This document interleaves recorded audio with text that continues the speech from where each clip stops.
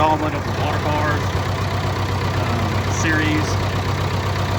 And I don't want anybody to think that this is the way to put in a water bar. The best way to put in a water bar is with a dozer with a 6-way blade. However, I have no 6-way blade. All I've got is a tractor with a blade. I can control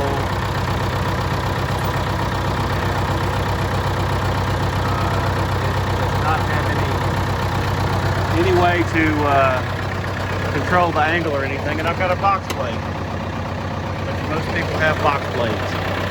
However, what I want to point out to you is this may not be perfect, but it's better than water going down this road and blowing it out.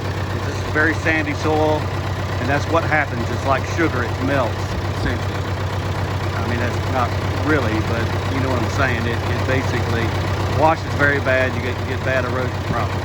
So, you see I cleaned out the turnout there. I pulled that dirt back up here and used it to make this water bar. Again, it's not perfect, but you can see the water is going to come down the road, and instead of going straight down the road, it's going to hit this berm and it's going to go that way.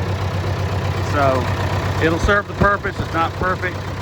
I'm going to be seeding it down, try to get some Sericea lespedeza to grow. I only got that because it was some cheap seed, which Sericea is not normally cheap, but I'll have another video on that. I found some at an old feed store and got it for pennies on the dollar.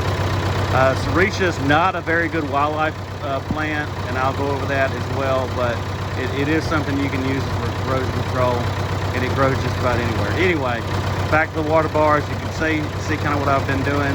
I'm going up this road, rebuilding water bars where they need to be rebuilt, and then I'll come back and seed over the top of them. So stay tuned for more management videos.